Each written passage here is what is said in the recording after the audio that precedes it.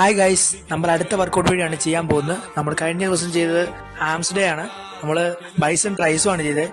ഇന്ന് നമ്മൾ ചെയ്യാൻ പോകുന്നത് ചെസ്റ്റും ബാക്കും ആണ്. നമുക്ക് വീഡിയോയിൽ കാണാം. നമ്മൾ ആദ്യം ചെയ്യാൻ പോകുന്ന വർക്കൗട്ട് എന്ന് പറഞ്ഞാൽ ബാർബെൽ ബെഞ്ച് പ്രസ് ആണ്.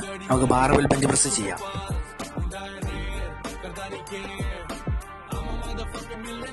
നമ്മൾ രണ്ടാമത് ചെയ്യാൻ പോകുന്ന വർക്കൗട്ടാണ് ഇംഗ്ലീൻ ഡംബൽ പ്രസ് ആണ്. നമ്മൾ രണ്ടാമത് ചെയ്യാൻ പോകുന്ന വർക്കൗട്ട് ഇംഗ്ലീൻ ഡംബൽ പ്രസ് നമുക്ക് ചെയ്യാം. സ്ലോ ആയി ഡൗൺ ചെയ്യുക, സ്ലോ ആയി അപ്പ് ചെയ്യുക, കോൺസെൻട്രേറ്റ് ചെയ്യുക.